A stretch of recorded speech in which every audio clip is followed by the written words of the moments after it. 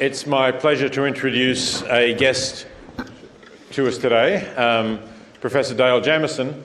And I should say here that it's really Dale who introduced me to the whole issue of climate change, which goes back a long way to 1984, when he was a professor at the University of Colorado at Boulder, and I was visiting there for a semester. I think he had something to do with the fact that I was invited to visit there. And Boulder happens to be where the National Center for Atmospheric Research is as well. And Dale was spending quite a lot of time over there. They were already starting to talk about global warming and carbon emissions at a time when really pretty much nobody else was. And so we talked about this topic way back then. Obviously, things have got a lot more acute. I just saw in this morning's paper a report from the World Meteorological Office saying that temperatures for 2013 are on track to be to make this, I think, the 7th warmest year on record, roughly equal to 2003. So you remember the chart I showed you on Monday, which showed a little bit of a levelling off in the last few years. We're still not really warmer than some of the previous years in this past decade, but it's certainly still up there. So to go back to the introduction of Dale Jamieson, he's written quite a bit on both environmental ethics and climate change. There's a book, Ethics in the Environment, which is part of the reading when we get to environmental ethics later in the semester. He's written a number of articles, some of which are on your reading list for this topic about climate change. But perhaps most significantly, he's got a forthcoming book called Reason in Dark Times, which has a long subtitle. Dale will correct me if I get it wrong, but it's something like How We Failed to Stop Climate Change, but Why Our Choices Still Matter. So that's going to be out early next year, I think. Definitely worth looking for. So I'll hand it over to Dale, who will talk to you more specifically about geoengineering, and we will have some opportunity for questions and discussion. Thanks, Dale. Thanks, Peter. All right. So you should feel free to interrupt me at any point with questions, and I will feel free not to answer them if it seems to disrupt the narrative flow of where I want to get.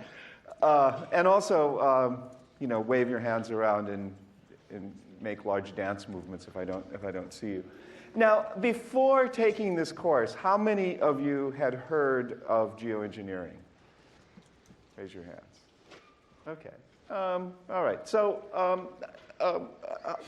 a fairly significant fraction, but far from everyone. Now, Peter, in his generous introduction, talked about olden times when we talked about the problem of climate change. And in those days, we used to talk about 3 responses to climate change being prevention, mitigation, and adaptation.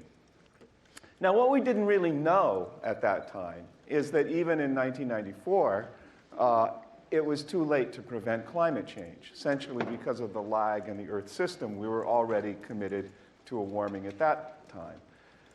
Mitigation is a term that refers to both reducing the emissions of greenhouse gases and also things like forest preservation and tree planting to collect the carbon that is in the atmosphere.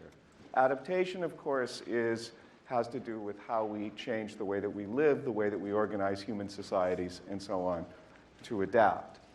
Now, what's happened through the years is that as it's become increasingly clear that the human community is not effectively mitigating the sources of climate change, prevention has dropped out, and the tripartite division that people talk about these days increasingly is mitigation, adaptation, and geoengineering. So it's important for us then, I think, to understand what's meant by geoengineering. This is a quotation from the readings for this time from the Australian thinker Clive Hamilton, who defines geoengineering as the deliberate large-scale intervention in the climate system designed to counter global warming or offset some of its effects. Now, I'm a philosopher. We can spend the entire hour talking about a definition. I won't do that, but I do want to highlight 3 points. One is the use of the term deliberate. I think what's really meant here is intentional, that geoengineering is about the intentional change in the climate system, not necessarily one that's deliberate. The idea of a large-scale intervention is somewhat vague, since climate is a global system. We're not talking about local weather events. It's hard to know how geoengineering could be anything other than large scale, so that term appears to be a bit redundant. But I think what's sort of most important here is that Hamilton defines geoengineering as essentially a response to global warming, not necessarily anthropogenic global warming. So if there was a natural change in the Earth's system, geoengineering would also be defined as a response that we might take to that. And I think that's right, and I think that's useful. Okay, now in the literature, and again, you'll see, you will have seen this in the article by David Keith and Ken Caldera, there are two flavors of geoengineering that are typically distinguished. One is carbon dioxide removal, and the other is solar radiation management. Now, quoting Caldera and Keith, carbon dioxide removal involves removing greenhouse gases from the atmosphere after they've already been released, and they further distinguish two kinds of technologies for carbon dioxide removal. One has to do with biological agents, and one has to do with industrial processes. Now, the idea of biological agents here involves, for example, things, again, like afforestation, by doing tree planting, by changing agricultural practices so that the soils absorb more carbon. It also involves things like perhaps growing algae. I get sort of confused between the British and Australian pronunciation, algae, and the American one of algae, so I kind of botched both of them together. Anyway, it also involves growing algae in aquatic systems that will store carbon. And the second kind, industrial processes, what they mean by this is what's often called air capture. And it's essentially the idea of building out of synthetic materials artificial trees that essentially function like good old-fashioned organic trees of the sort you like to climb when you're a kid. And the idea is that these artificial trees will suck carbon out of the air. Now, the first thing I want you to see about this is that the idea of removing carbon from the atmosphere through the use of biological agents, that actually sounds a lot like what people talk about under the heading of mitigation, right? That's essentially land use practices. That's essentially the carbon absorption side of mitigation.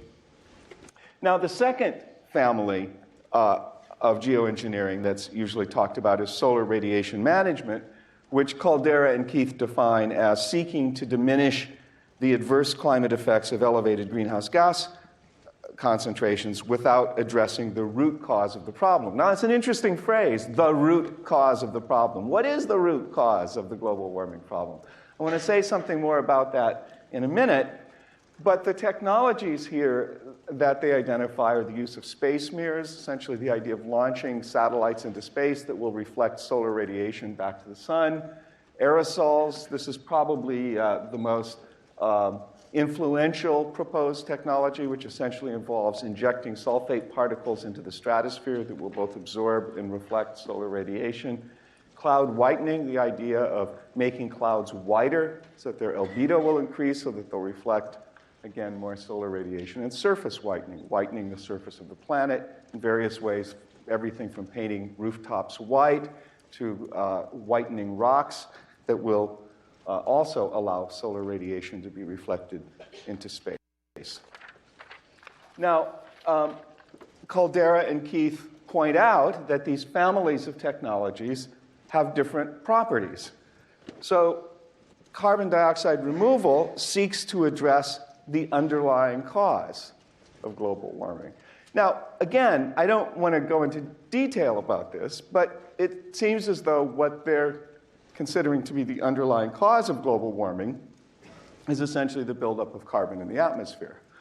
Those of us who are interested in, say, the moral and political and human dimensions of climate change might actually want to push the causation back further and instead think about the underlying cause of global warming as something like human behavior, human institutions, the way we organize ourselves in society. I mean, there's debates to be had about this and so on. But I think it is interesting that, that Caldera and Keith, in effect, say carbon dioxide removal affects causes, solar radiation management doesn't, but then they seem to truncate, or at least not explain what they think is the underlying cause. They talk about carbon dioxide removal as not inexpensive, which I think we could translate into English as expensive. This is sort of like if you want your parents to buy you a gift and they ask you how much it costs, and you say, well, it's not inexpensive. Your chances of getting the gift are better than if you say, well, it's really expensive. Okay, and they also say that carbon dioxide removal, quote, takes time to implement at scale. Again, that's a pretty vague notion, takes time. Doesn't everything take time to implement, right? The question is, how much time, right? Well, they're clearly implying that it takes more time than we would like or something like that. But the problem here is, of course, even if you have technologies that work at drawing down carbon from the atmosphere, this isn't going to happen, so to speak, overnight. How long it would take depends on the technology. It'd be nice if we had some technologies that actually worked at some reasonable scale. Anyway, just as this technology is not inexpensive, it's presumably not going to be rapid in its implementation. Solar radiation management diminishes the adverse climate effects without addressing the root cause.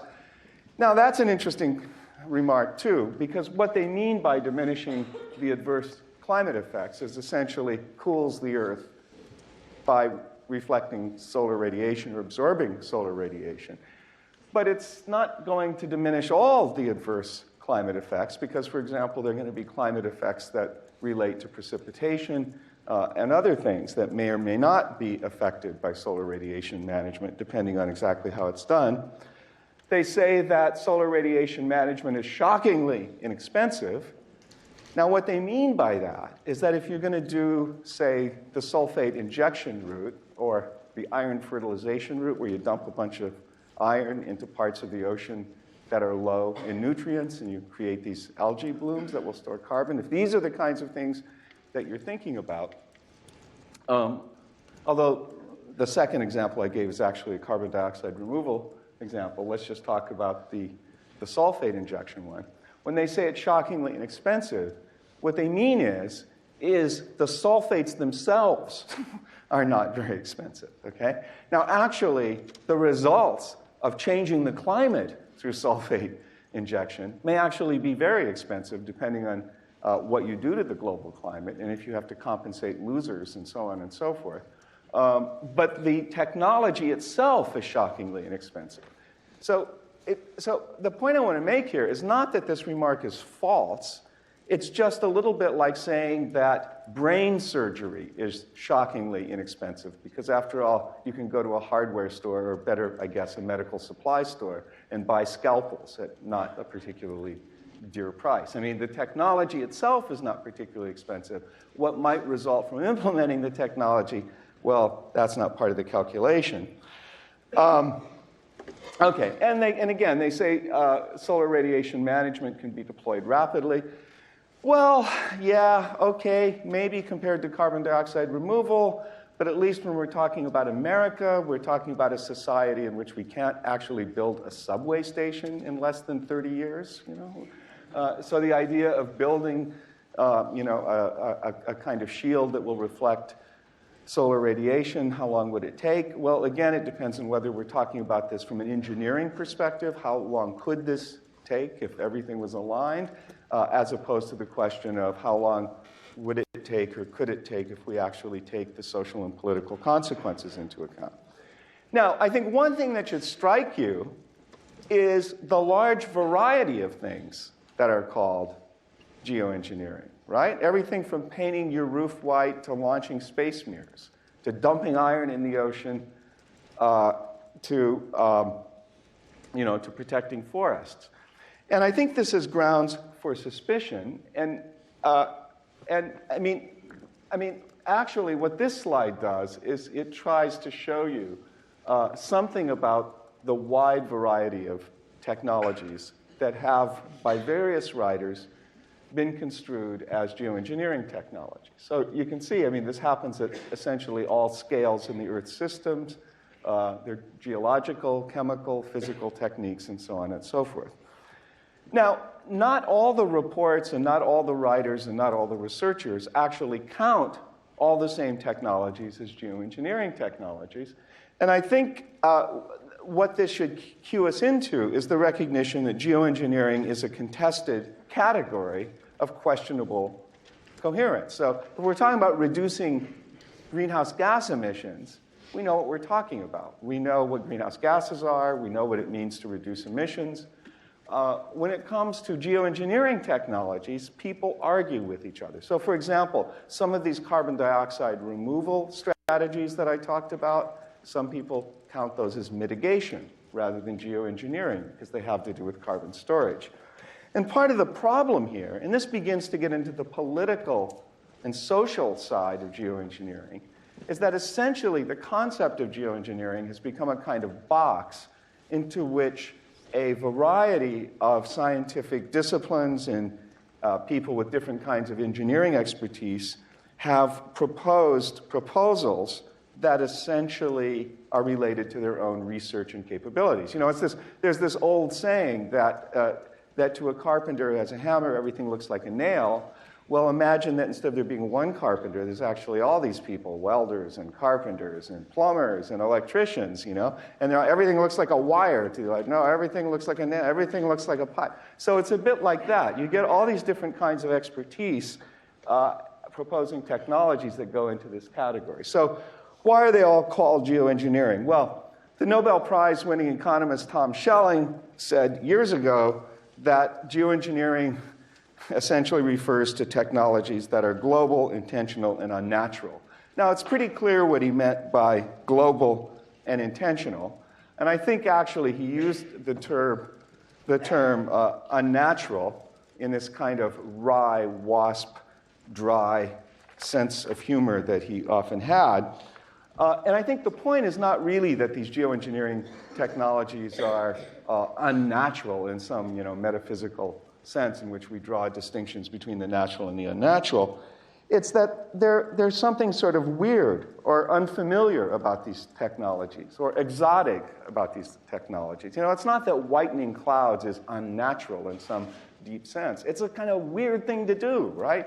We're going to spend government money. We're going to organize ourselves to launch space mirrors, whiten clouds, and so on. So I think the best way of thinking about what this concept of geoengineering is really about is that these are essentially new and untried technologies, or they're familiar technologies like tree planting or whatever, that would be put to new untried uses. And what the use of the term geoengineering is telling us is that some proposed intervention in the climate system is one that requires a heightened sense of scrutiny because of its unfamiliarity. So, in other words, what I'm saying is that rather than thinking of geoengineering as denoting a kind of coherent and well-defined family of responses to climate change in the way that you might think mitigation does, or at least emissions reduction does, instead think of it as a kind of basket in which people collect a bunch of weird technologies or a bunch of familiar technologies that would be put